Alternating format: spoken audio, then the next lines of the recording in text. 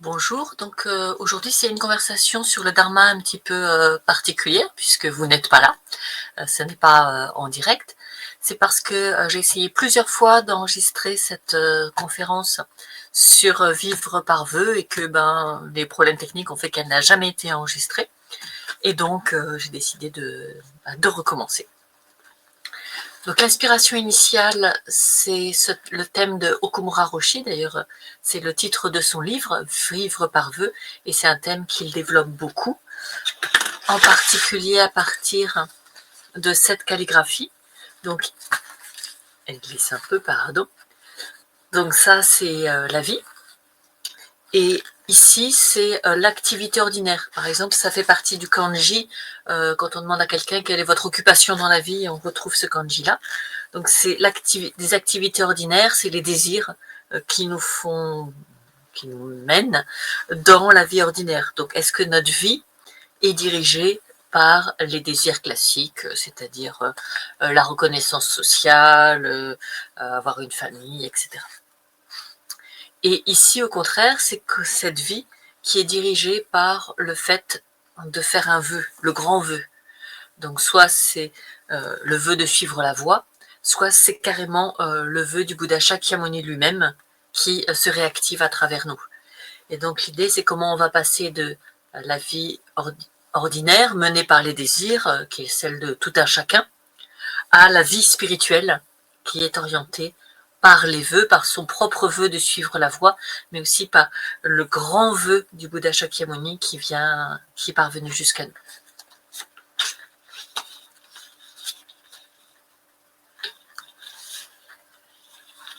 Donc je suppose que si vous regardez cette vidéo, c'est que même sans le savoir, vous êtes déjà animé par le vœu au sens spirituel. C'est-à-dire qu'il y a quelque chose qui vous travaille, vous n'êtes pas totalement satisfait de la vie ordinaire et des objectifs classiques de cette vie ordinaire, l'argent, la reconnaissance sociale, être reconnu par son conjoint, etc. Qu'il y a quelque chose de plus qui vous laisse pas tout à fait satisfait et qui fait qu'on ne peut pas se contenter des buts qu'on donne ordinairement à la vie. Il y a une phrase qui m'avait vraiment marquée, je devais avoir 17 ans, quelque chose comme ça, et j'ai ouvert Camus, le mythe de Sisyphe, et ça commence par la première phrase, c'est « Il n'y a qu'un problème philosophique sérieux, c'est la question du suicide ». Radical. Mais en fait, ça veut dire que la seule vraie question à se poser dans la vie, c'est est-ce que la vie vaut la peine d'être vécue? Et pas juste dire oh, oui, bien sûr, trouver une vraie réponse. Qu'est-ce qui fait que on n'actualise pas le suicide? Qu'est-ce qui fait que on choisit de vivre? Et donc moi, à partir de ça, j'étais jeune, mais je me suis dit, il faut vraiment que je réfléchisse parce que c'est exactement la question que je me pose. Qu'est-ce qui fait que la vie vaut la peine d'être vécue? Alors, on ne se la formule pas de façon toujours aussi claire, aussi nette et avec autant de radicalité que Albert Camus, mais souvent c'est quelque chose dont on a un petit peu le goût. Par moments, on se dit oui, finalement, qu'est-ce que je fais là? Qu'est-ce que je fais? Qu'est-ce que je fais sur cette terre? Et donc ça, cette question, c'est vraiment la voie spirituelle. La voie spirituelle, ce n'est pas de répondre à cette question. C'est d'accepter qu'elle soit active en soi et de toujours approfondir sans justement se contenter des réponses qui sont apportées à la question. Les réponses apportées à la question, c'est généralement la vie ordinaire. On va se trouver un but et on va dire, bon, ma vie, c'est d'aller vers ce but. La vraie voie spirituelle, c'est de toujours approfondir et de finalement pas tellement s'intéresser aux réponses.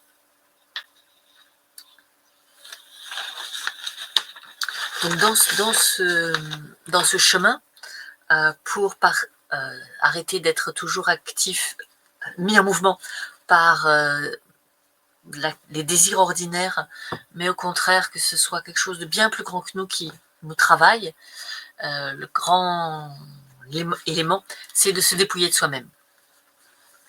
Il y a une histoire classique dans le zen, qui est un érudit qui vient voir un maître zen et qui lui explique qu'il connaît tous les sutras, etc. Et alors pendant ce temps, le maître zen commence à servir du thé. Et il continue à expliquer tous les sutras qu'il connaît, toutes les connaissances bouddhiques qu'il a. Et le maître continue à verser le thé, la tasse est déjà remplie, et la tasse commence à déborder. Alors tout de suite, l'érudit panique, il dit mais maître, arrêtez, arrêtez, ça déborde. Ça c'est comme votre esprit, il est tellement plein qu'il n'y a plus la place pour autre chose. Vous êtes fixé sur votre érudition, vous êtes fixé sur ce que vous savez, donc il n'y a pas de la place pour que je vous enseigne quoi que ce soit. Il faut d'abord vider la tasse pour pouvoir à nouveau la remplir. Donc c'est un travail, si on veut recevoir le monde, recevoir la joie fondamentale de pratiquer, il faut faire de la place, et donc il faut se dépouiller de toutes ces idées. Et dans ce travail de se dépouiller de soi-même, il y a le piège de vouloir pratiquer tout seul. Actuellement, c'est très très à la mode, on dit vous n'avez qu'à pratiquer, vous prenez une application de méditation, vous prenez un timer, vous vous installez dans votre salon, vous allez pratiquer, vous aurez les bienfaits de la voie spirituelle. C'est une arnaque. Parce que il n'est pas possible par soi-même de se dépouiller de soi-même. Si c'est moi qui décide à quoi ressemble la pratique spirituelle, elle ressemble à ce que j'en ai imaginé. Donc à la fin, qu'est-ce que j'obtiendrai? Je n'obtiendrai que mes propres idées sur la voie spirituelle. Donc à aucun moment je me dépouillerai de moi-même et je pourrai aller au-delà de moi-même, puisque tout le cadre, tout le contexte, tout ce que je fais est décidé par moi-même. Donc je ne fais que renforcer moi-même tout en prétendant avoir une activité spirituelle. Donc c'est un double piège. Non seulement ça marche pas, mais en même temps je me raconte une histoire que je suis sur une voie spirituelle alors que je n'y suis pas du tout, je fais tout le contraire. Donc c'est pour ça qu'on ne peut pas pratiquer tout seul, on ne peut pas se dépouiller de son esprit à l'aide de son propre esprit. Donc il y a plusieurs façons de le faire. Il y a suivre un grand nombre de règles, ça c'est ce que fait le bouddhisme ancien, ce sont les règles qui leur permettent de s'affranchir d'eux-mêmes. Dans le zen, on a certes les règles de fonctionnement communautaire qui ont cette fonction-là aussi, mais c'est surtout la rencontre. C'est-à-dire on va faire une rencontre avec quelqu'un. Alors c'est pas forcément seulement la personne qu'on a l'habitude d'appeler son maître, c'est aussi tous les anciens qui ont fait confiance. Et en fait, il y a une confiance, on va faire plus confiance à leur esprit qu'au nôtre. Et donc on va commencer par se dire, c'est pas si bête là ce qu'il m'a dit l'autre jour, chiche, et si c'était vrai? Et si je tentais de baser ma vie sur ça, plutôt que sur ce que je crois? Parce que moi, je me dis, c'est pas tout à fait comme ci, c'est pas plus comme ça. Je suis en train d'essayer de critiquer, d'en faire un truc que je peux comprendre. Mais je sens que la personne, elle m'a dit quelque chose qui est au-delà de ce que je comprends moi-même. Elle m'a dit quelque chose de plus. Et donc, je vais essayer de me baser sur ça, plutôt que sur ce que moi, je comprends et ce que je veux en faire.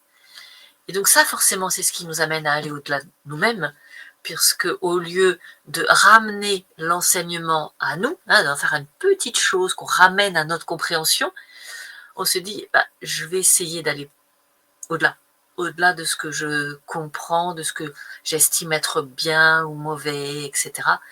Et faire confiance à l'autre, ça c'est ce qui va vraiment nous permettre d'aller plus loin. Et donc cet autre, c'est quelqu'un de physique, c'est les gens avec qui on pratique, mais c'est aussi le Bouddha Shakyamuni. Je fais confiance que ce qu'il a enseigné a plus de valeur que mon jugement sur ce que doit être la voie spirituelle. Parce que je pars du principe que cette personne a formulé des choses qui sont au-delà de ce que moi, pour le moment, je comprends. Pareil pour Dogen Zenji ou pour les textes importants, je fais le pari que j'ai pas tout compris.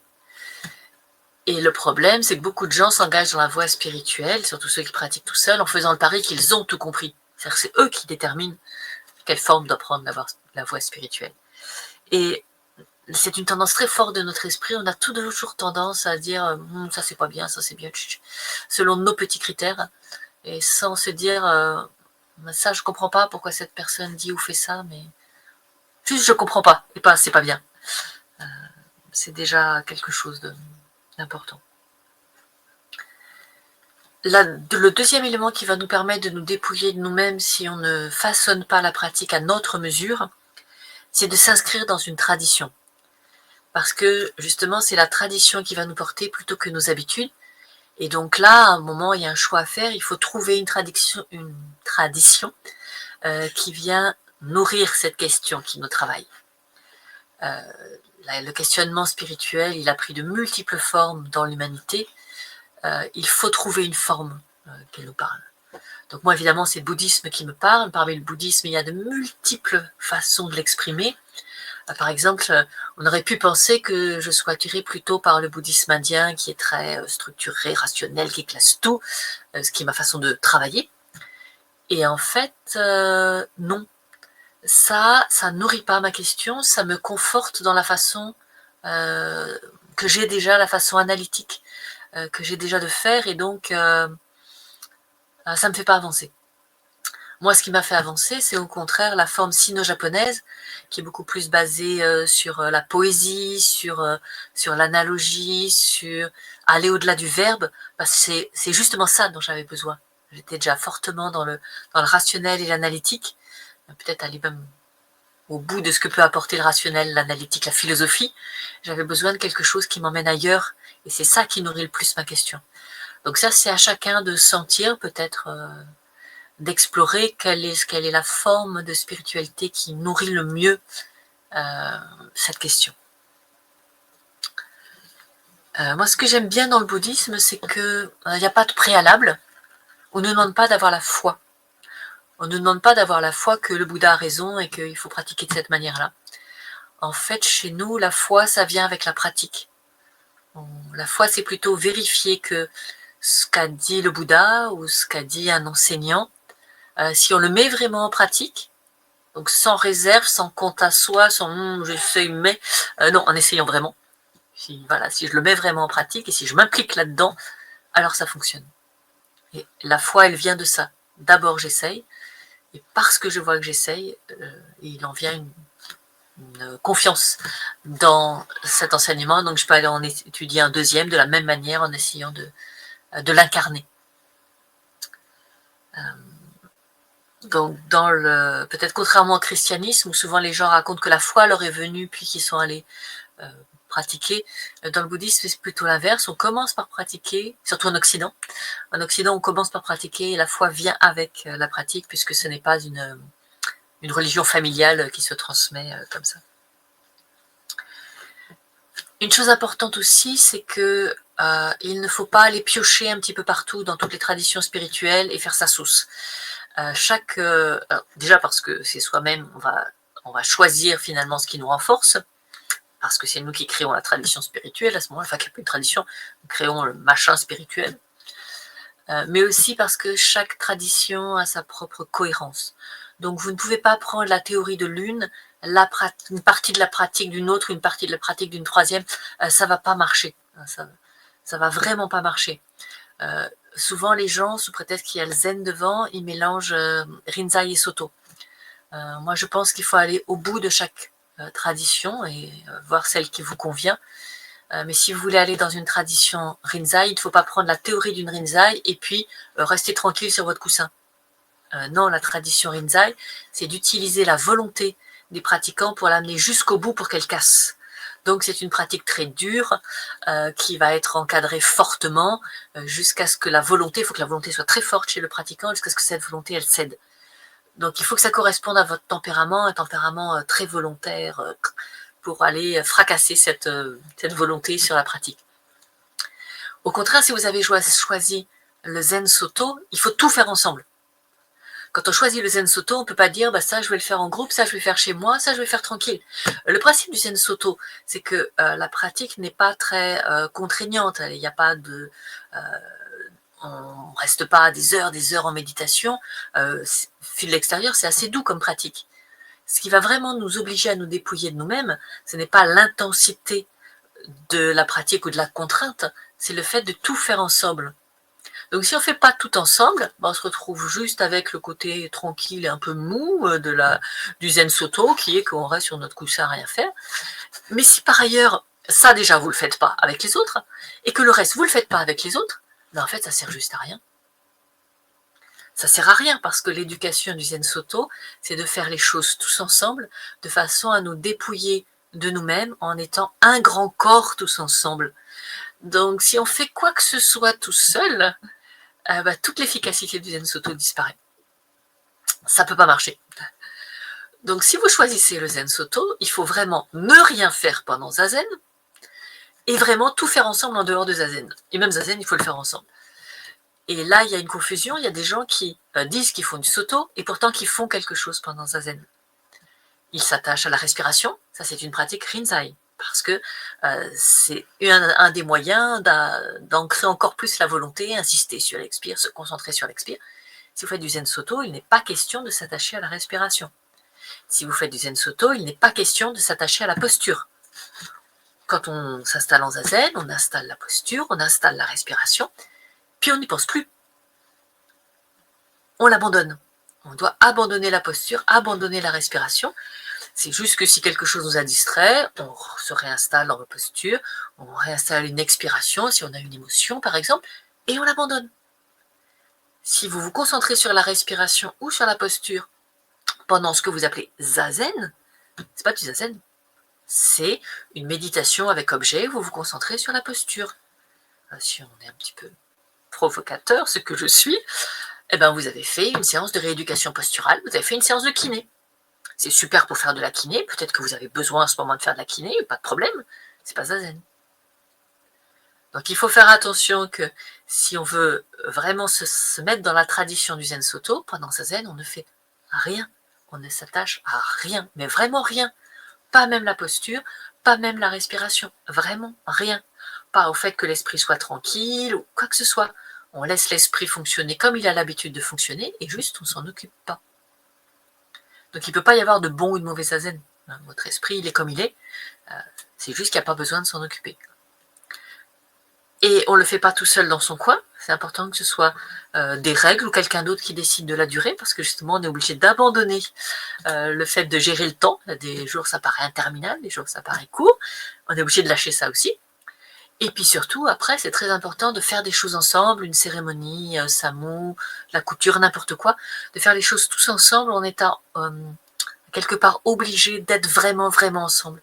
Et là, ça nous oblige à nous dépouiller de nous-mêmes, de nos petites avis, nos envies de faire, etc. Et ça nous oblige à nous dépouiller de nous-mêmes. Donc le Zen Soto a une forme légère par rapport au Rinzai, une forme douce, mais ce qui est efficace dans le Zen Soto, c'est le fait de ne vraiment rien faire pendant Zazen, mais vraiment rien, et de vraiment tout faire tout le temps ensemble quand on a l'occasion de pratiquer. Donc mélangez pas les deux, sinon vous n'avez ni l'efficacité du Rinzai, ni l'efficacité du Soto, vous avez juste une pratique de développement personnel et vous faites de la méditation, vous ne pratiquez pas la voie zen, c'est autre chose. Dogen insiste bien sur le fait qu'il faut se dépouiller du corps et de l'esprit. Souvent les gens pensent juste à se dépouiller de l'esprit, mais il faut se dépouiller du corps aussi. Et donc un attachement à la posture, ça ne correspond pas du tout à ce qu'indique Dogen, qui est qu'il faut abandonner aussi le corps, pas que l'esprit.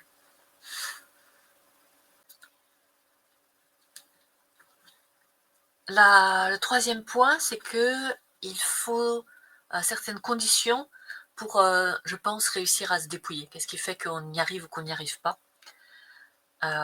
Il me semble que le plus fondamental, c'est d'avoir une intuition du résultat. Sinon, en fait, on va jamais avoir vraiment l'envie d'y aller.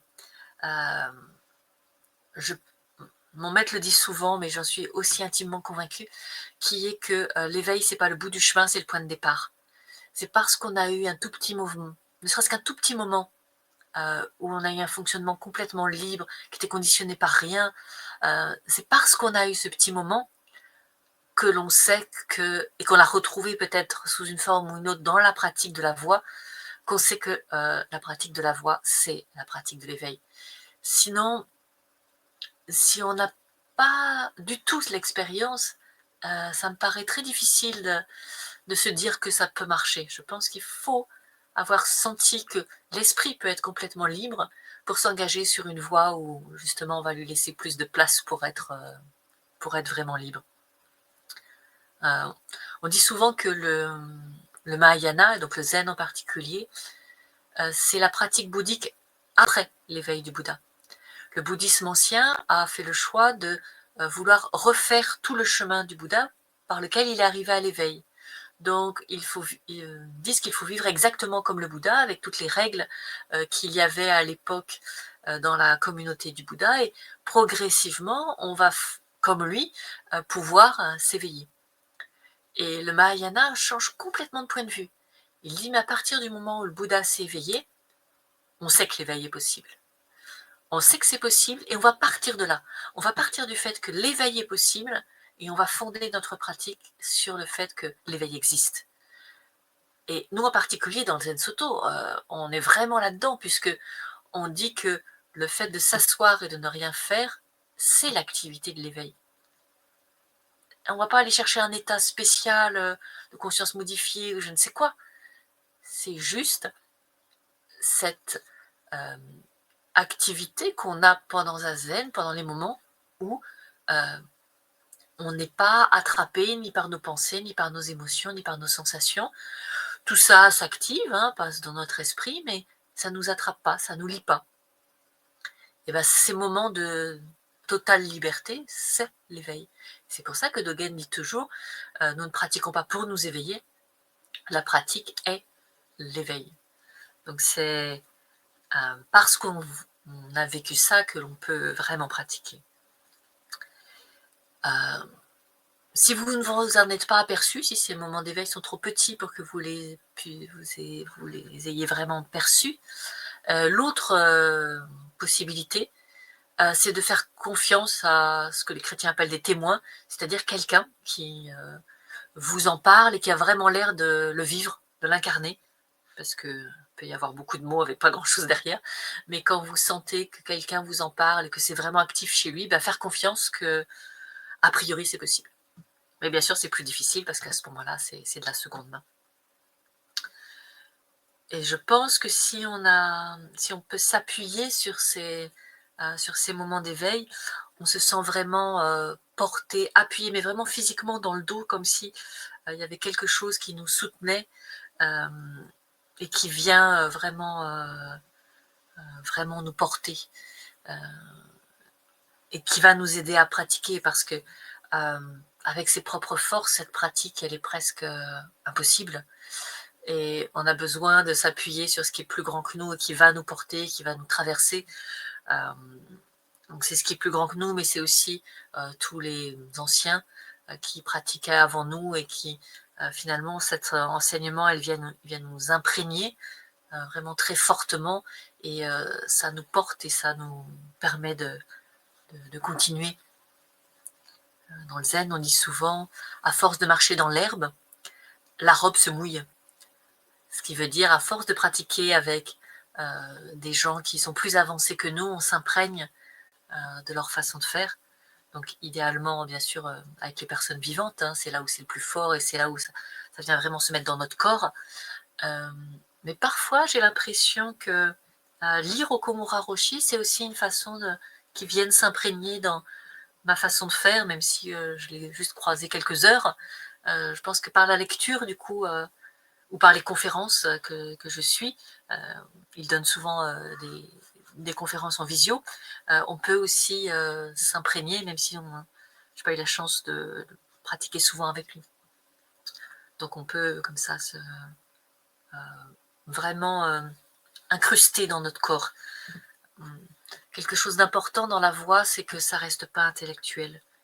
On voit beaucoup de gens qui ont pratiqué depuis longtemps, mais ils ont juste compris et il ne se passe pas grand-chose. L'important, c'est pas de comprendre, c'est comment ça vient vraiment s'incarner, se mettre dans notre corps physiquement, la façon dont on se tient, plus ou moins ouvert, la façon dont on se comporte. C'est pas comment est-ce qu'on peut discourir de la voix qui a la moindre importance, c'est comment vraiment ça s'incarne. Et moi, la chose à laquelle je suis plus sensible, c'est entre ce qu'une personne dit et ce qu'elle dégage. Est-ce qu'il y a un petit trou? Est-ce qu'il y a un écart? Est-ce qu'il y a une dissonance? Ou est-ce que c'est bien collé? C'est-à-dire que la personne fait ce qu'elle dit ce qu'elle fait. Et, d'après Yosho Sasaki, qui est une disciple d'Aoyama, elle m'a dit, oh, quand j'ai pratiqué la première année, elle m'a dit, tu vois, hein, sur Aoyama, on voit bien, elle fait ce qu'elle dit ce qu'elle fait. Elle dit, mais tu sais, elle parle japonais, donc moi je vois que toi, tu fais ce que tu dis et tu incarnes vraiment ce que tu dis, mais ton maître, je peux pas savoir, hein, a priori, puisque je sais pas vraiment ce qu'elle dit, mais je vois ce qu'elle dégage, je vois ce qu'elle fait, et effectivement, ça correspond à ses livres et ça correspond à les quelques phrases que les autres veulent bien me transmettre. Et donc, voilà, ça donne confiance. Et donc, pour soi-même, c'est vraiment vers ça qu'il faut tendre. Le peu que je comprends, est-ce que je le mets dans mon corps? Est-ce que je le mets dans ma façon de faire? Ou est-ce que ça reste du discours? Dans ce travail de dépouillement, en tant qu'occidentaux, on a souvent un contresens. Ce qu'on cherche souvent à faire, c'est se débarrasser de ces désirs mondains pour devenir un espèce de truc désincarné. Mais pas du tout. Les désirs de l'esprit ordinaire, c'est le moteur. C'est notre moteur, c'est notre carburant. On ne cherche pas du tout à s'en débarrasser. On cherche plutôt à le canaliser, à le réorienter vers la voie. Mais c'est notre moteur. Donc à aucun moment on va venir essayer de se débarrasser des désirs. Aoyama Roshi, elle a l'image d'un bateau, et un bateau qui prend l'eau. Et donc, la réaction spontanée, c'est d'essayer de jeter l'eau à l'extérieur. Donc ça, c'est essayer de se débarrasser des désirs qui viennent nous encombrer et prendre la place dans le bateau. Mais elle dit, mais regardez bien, l'eau qu'elles ont jetée par-dessus bord est justement l'eau qui soutient le bateau. Et c'est la même eau. Donc l'eau de nos désirs qui fait qu'on a envie de gloire, d'argent, de réussite sociale, etc.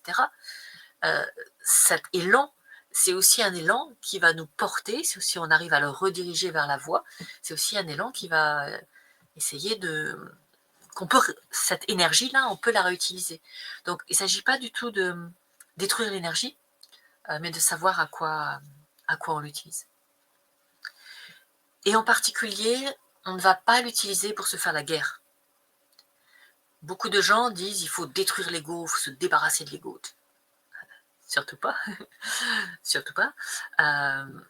L'ego, c'est très bien. Moi, j'ai absolument rien contre l'ego. Tant qu'on ne le prend pas pour une chose qui existe vraiment, une chose qui est stable et qui est le centre du monde, moi, j'ai rien contre l'ego, vraiment rien du tout. C'est un processus extrêmement utile dont nous avons absolument besoin pour faire des choix dans la vie, pour communiquer avec les autres, pour évaluer les situations. On en a absolument besoin. Il faut juste l'étudier avec honnêteté et percevoir qu'il est tout le temps en train de changer, que c'est tout le temps mouvant, que finalement c'est juste un processus de traitement de l'information qui traite selon mon point de vue, parce que c'est moi qui suis le porteur des organes d'essence, donc ça conditionne des choses dans la façon dont mon cerveau le traite. Donc je traite spontanément l'information en fonction de moi, mon point de vue, c'est normal, mais ensuite, je ne suis pas obligée de coller à cette représentation qui dit que l'histoire que je me raconte sur moi-même, elle existe, elle est vraie, et qu'elle est le centre du monde. Pas besoin. Mais pour autant, je ne vais pas détruire ce processus extrêmement utile qui est l'ego. Donc on ne fait pas de guerre contre soi ou les mauvais aspects de soi-même pour devenir soi-même en mieux ou je ne sais pas quoi.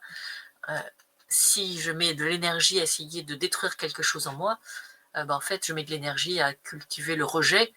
Je ne peux pas me dépouiller puisque je suis en train de renforcer quelque chose.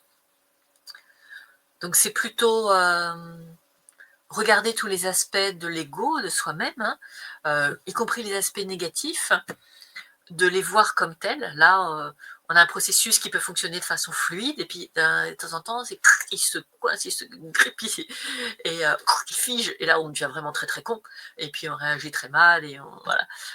Donc, quand est-ce qu'il est fluide, et quand est-ce que il s'est figé? On a souvent l'image des glaçons. Les Asiatiques, les Japonais aiment beaucoup cette expression. Ils disent, dans la vie courante, si on n'y fait pas attention, nous sommes des glaçons et donc pouf, on se cogne les uns contre les autres tout le temps et les autres sont le problème, le monde est le problème. Qu'est-ce qu'on m'a fait à moi? Mais il y a une autre façon de faire. Quand on rencontre un glaçon, on peut aussi devenir l'eau liquide qui coule, entoure et contourne le glaçon. Et donc à ce moment-là, le glaçon, il ne peut pas venir se cogner sur de l'eau liquide. Et donc, j'arrête de dire qu'est-ce que j'ai fait, qu'est-ce qu'on m'a fait à moi, on laisse passer les glaçons. Et puis si on peut tous les deux être de l'eau liquide, tout est simple et fluide. Et les Japonais considèrent que les bodhisattvas, eux, c'est de la vapeur d'eau. Donc là, ça s'interpénètre et puis ça vient même pas frotter, il n'y a même pas une vague contre une autre. Et donc repérer quand est-ce qu'on fonctionne comme de l'eau liquide, quand est-ce qu'on est à moitié figé, puis quand est-ce que c'est de la banquise, là, il y a un truc qui nous a attrapés, et pouvoir repasser, reliquéfier le plus tôt possible et le plus souvent possible. Mais il n'y a pas à s'affliger, se culpabiliser ou je ne sais quoi parce qu'on devient glaçon. C'est la propriété de l'eau d'être parfois glaçon, parfois liquide, parfois vapeur. C'est comme ça et on va juste observer qu'est-ce qui fait qu'on se fige. Et si on voit tout le processus qui nous a amené à se figer, eh bien, il suffira d'enlever un élément de ce processus pour que ça n'aille pas jusqu'au bout, jusqu'au fait de se figer. Et s'il n'y a pas toutes les conditions, ça ne se reproduira plus. Et donc ça, c'est notre travail sur la voie spirituelle. Bien comprendre comment on fonctionne, bien comprendre quand est-ce qu'on se fige pour le faire un petit peu moins souvent. Ou aller s'excuser si on s'est vraiment figé, qu'on n'a pas réussi à faire autre chose, aller s'en excuser après. Il n'y a pas de notion de pardon, de repentance dans le bouddhisme. Quand on s'est rendu compte qu'on avait mal agi, ce qu'on va faire, c'est prendre la ferme résolution de ne pas recommencer et surtout de ne pas réunir toutes les conditions qui nous ont amenés à faire ça. Et donc, au Japon, c'est très marquant. Quand il y a eu une interaction, on ne cherche pas du tout à savoir qui a tort, qui a raison, qui était coupable, qui a commencé. Rien de tout ça. Chacun s'excuse, des deux côtés. Parce que ce qui est important, c'est que à ce moment-là, on décide de rétablir le contact, on décide de rétablir la relation. Et c'est à chacun d'aller observer pour lui-même ce qui l'a amené à se figer dans la relation. On ne cherche pas du tout à une analyse juridique de savoir qui est responsable, qui est coupable, pas même l'idée, et qui doit s'excuser, qui doit pardonner. En fait, les deux doivent s'excuser. Et ça, j'ai trouvé que c'était assez fort que même quand je me sentais dans mon bon droit, devoir m'excuser auprès des autres nonnes pour avoir rompu la relation, quelle que soit la cause, je trouvais ça très intéressant. Ça veut dire que la relation est bien plus importante que tous les mots qui peuvent être dits. C'est décider de reprendre la relation qui est la chose importante.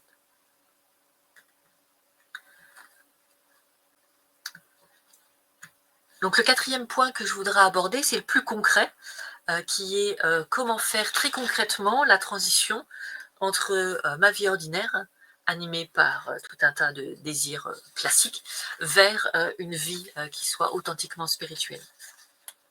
Donc ça semble très difficile, on a des tas d'histoires de conversion extraordinaires. Donc c'est pour les autres ou c'est pour plus tard. Eh bien, Oyama ne nous dit pas du tout, c'est extrêmement simple. Il y a même un pratiquant qui m'a dit c'est tellement simple que c'est décevant. Donc attendez-vous à être déçu, c'est extrêmement simple. Donc elle part d'une histoire qui est racontée dans les sutras du bouddhisme ancien. C'est le roi Pasaneda qui, avec sa femme Malika, ils sont dehors sur la terrasse et puis il réfléchit et il dit quand même, si je considère bien, si j'observe bien, la personne que je chéris le plus, qui est la plus importante pour moi, c'est moi-même. Enfin, japonais aurait dit, c'est moi-même. Et il s'attendait probablement à ce que sa femme lui dise oh, oui, grand roi, nous, et moi-même et tous tes sujets, considérons que tu es la personne la plus importante, etc. Mais elle prend le temps de bien l'écouter, de bien réfléchir, Et elle lui dit: «Mais vraiment, si je considère vraiment les choses, pour moi aussi, la personne la plus importante au monde, c'est moi-même, pas toi, c'est moi». Donc en version moderne, on a Eugène Labiche qui dit un égoïste est quelqu'un qui ne pense pas à moi. On traite tout le temps les autres d'égoïstes, et quand on traite quelqu'un d'égoïste, c'est parce qu'il n'a pas pensé à nous. Et donc là, on peut bien se demander, bien sûr, qui est l'égoïste, c'est-à-dire qu'on a vu le monde entier en fonction de soi, et il n'a pas voulu considérer que je suis le centre du monde. Donc ça, c'est le point de départ. Il faut avoir l'honnêteté de reconnaître que par le fonctionnement même de notre esprit, nous sommes le centre du monde pour nous-mêmes et nous sommes la personne que nous chérissons le plus. C'est pas la peine de se raconter des histoires en disant j'aime plus mon mari que moi-même, j'aime plus mes enfants que moi-même, j'aime plus le Bouddha que moi-même. C'est pas vrai. La chose la plus importante au monde, c'est soi-même pour soi. On pourra choisir éventuellement parfois d'agir contre notre intérêt pour d'autres personnes, mais spontanément, avant qu'il y ait cette décision, on a tout analysé en fonction de soi-même. Et il n'y a pas à s'en blâmer. L'esprit est fait comme ça. On analyse toujours la situation en fonction de la personne qui porte les organes des sens.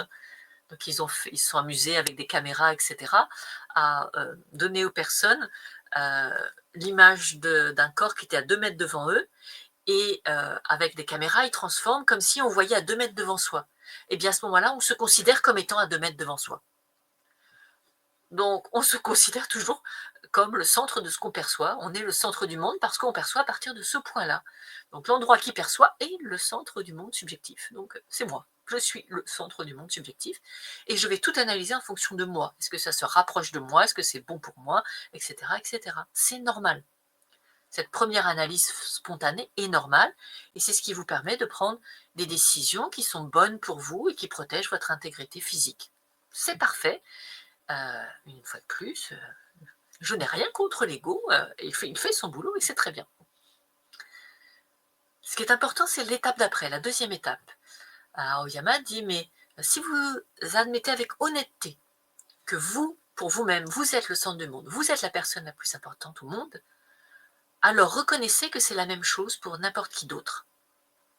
Pour chacune des personnes que vous rencontrez, elle est le centre de son monde et elle est la personne la plus importante dans ce monde-là.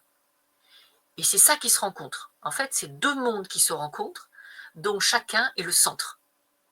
Donc forcément, on va regarder, hein, l'autre est un peu un élément de décor dans mon monde et il doit faire ce que je veux dans mon monde. Mais dans l'autre sens, c'est pareil. L'autre, il voudrait que je sois un élément de décor de son monde et que je fasse ce qu'il a prévu dans son monde à lui. Et si on reconnaît déjà ça, il y a beaucoup de choses qui s'éclaircissent dans la relation. Si on accepte que l'autre soit le centre de son monde, regarde en fonction de son monde, on arrête de dire que tout le monde est égoïste et pense pas à moi. Bah évidemment qu'ils pensent pas à moi, ils pensent à eux. Et mais moi je pense à moi, et eux ils pensent à eux, et c'est normal. Et du coup là on se retrouve ensemble, on partage la même nature humaine que chacun regarde à partir de son propre point de vue. Et donc ça nous amène forcément à faire attention aux autres. De même que moi, je ne voudrais pas être blessée dans mon monde, il faut que je fasse attention à ce que je fais dans le monde des autres. J'ai pas du tout envie de blesser aussi les autres. C'est aussi important pour eux que c'est important pour moi. Donc si j'ai une forme d'empathie, où j'accepte que ce que je ressens dans mon monde soit aussi ce que l'autre perçoit pour son monde, alors arrive forcément la compassion. Je vais essayer de faire pour l'autre ce que j'aurais aimé qu'il fasse pour moi. Et on comprend aussi du coup tout ce qui nous relie. Si on accepte que la nature humaine que l'on a, donc tous les petits travers qu'on peut voir chez soi, soit aussi ce qu'on voit chez les autres, on est tout de suite plus indulgent. Quand on voit ce travers se manifester chez l'autre, on dit « Ah, tiens, celui-là, je le connais ». Et puis on en rigole ensemble.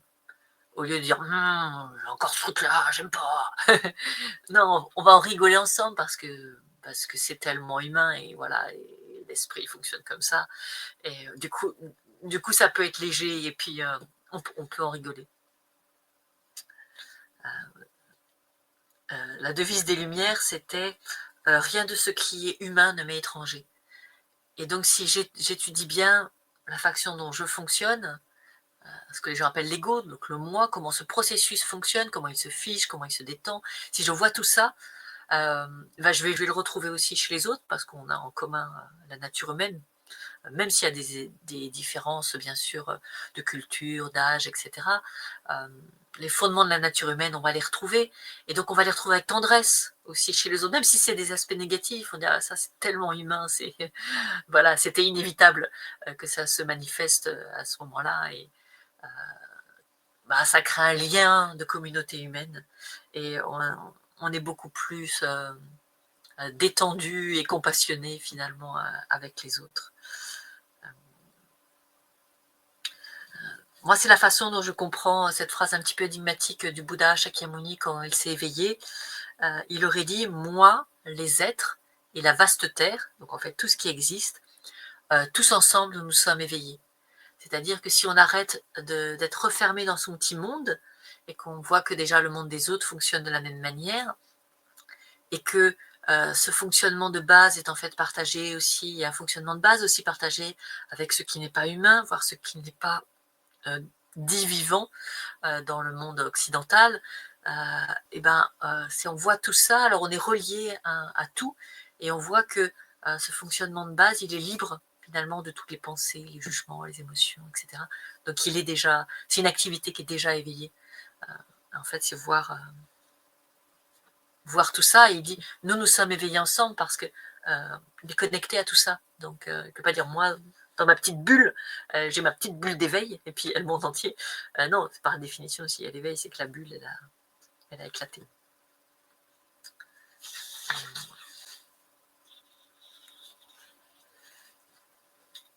Une fois qu'on a compris ça, un point important, c'est d'avancer sur la voie. Qu'est-ce qui fait qu'on avance? Qu'est-ce qui fait que ça stagne?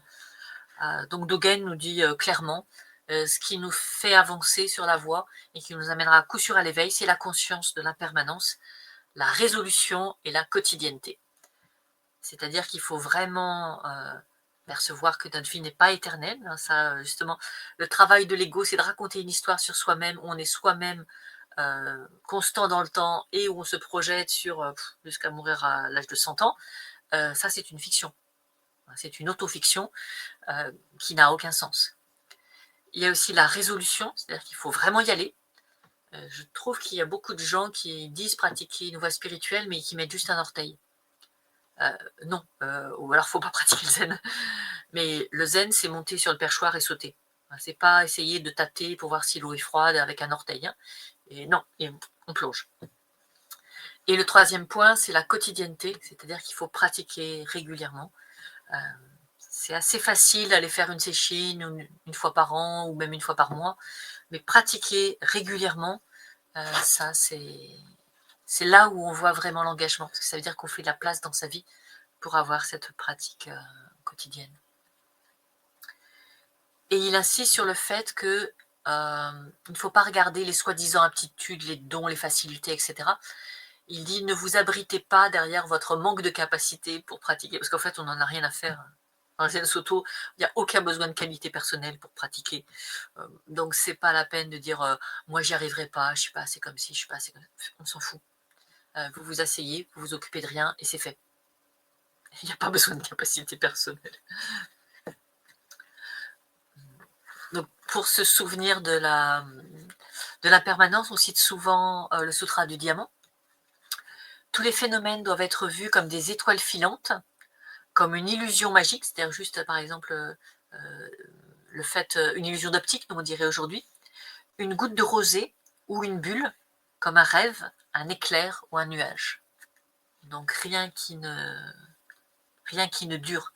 On dit souvent que la vie humaine, c'est comme une goutte de rosée sur un brin d'herbe, et que dès que le soleil sera levé, la goutte de rosée va disparaître. Donc il faut vraiment en être conscient.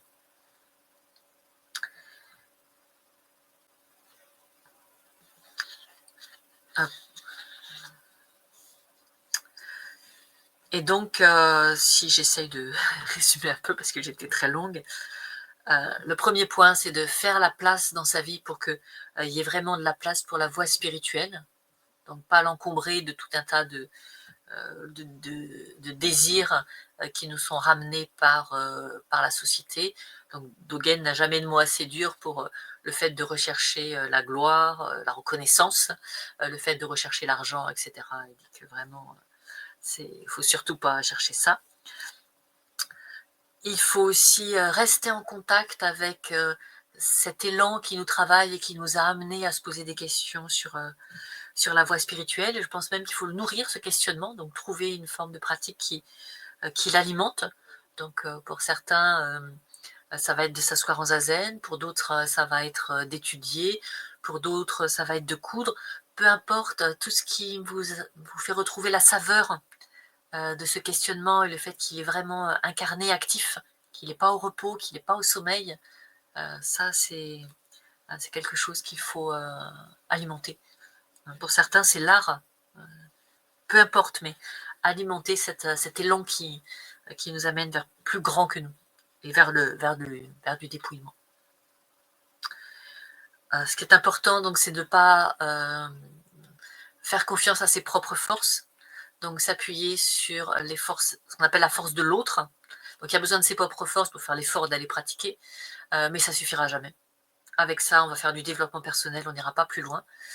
Pour aller plus loin, on a besoin de la force de l'autre. Donc la force d'une tradition qui vient s'accrocher, sur laquelle on vient s'accrocher, dans laquelle on vient se glisser, la force des pratiquants qui sont avant nous, qui sont plus avancés, qui nous transmettent des choses, et donc se laisser imprégner par leur pratique, par leurs enseignements.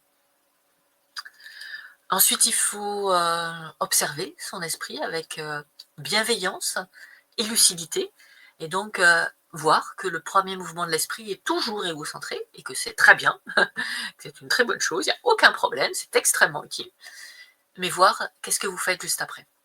Est-ce que vous le suivez? Est-ce que vous considérez que ce premier mouvement égocentrique a dit la vérité de la situation? Ou est-ce que vous faites un pas de côté et que vous ne le suivez pas?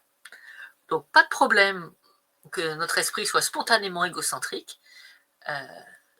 La chose importante, ce qui va déterminer finalement votre vie, c'est qu'est-ce que vous faites après. Quel est le deuxième mouvement de votre esprit? Et donc, la voie spirituelle, c'est à la fois se dépouiller et devenir intime avec son esprit. Parce qu'à l'observer, on devient intime avec lui. Et plus on devient intime avec lui, plus on se rend compte que ce n'est pas une chose, que c'est vraiment un processus. Et donc, on va se dépouiller, on va arrêter de s'identifier à ce qui n'est finalement qu'un fonctionnement, que des rouages. On ne s'identifierait pas à des rouages, ça n'a pas de sens. Donc, les deux vont ensemble, devenir intime avec soi-même et se dépouiller de soi-même en même temps. Et donc, à partir de ça, comme on va se dépouiller, on va être de plus en plus libre, parce que tout ce qu'on abandonne, c'est tout ce qui nous entrave. Dès qu'on s'identifie à quelque chose, en fait, on se ligote avec cet élément qui nous a donné une identification. Donc certains s'identifient au statut social, certains s'identifient à leurs émotions, certains s'identifient à certains comportements. En fait, dès qu'on abandonne tout ça, on n'est plus complètement lié par tout ce qui, selon nous, à un moment, nous définit. Et donc c'est extrêmement joyeux de se dépouiller, parce qu'on se libère progressivement. Et donc pour une fois, il me semble que ceci a été enregistré. Donc moi je me libère de cette conférence inenregistrable qui vient pour une fois de s'enregistrer. Et donc je vous remercie de votre grande patience pour m'avoir écouté autant de temps. Et bon été.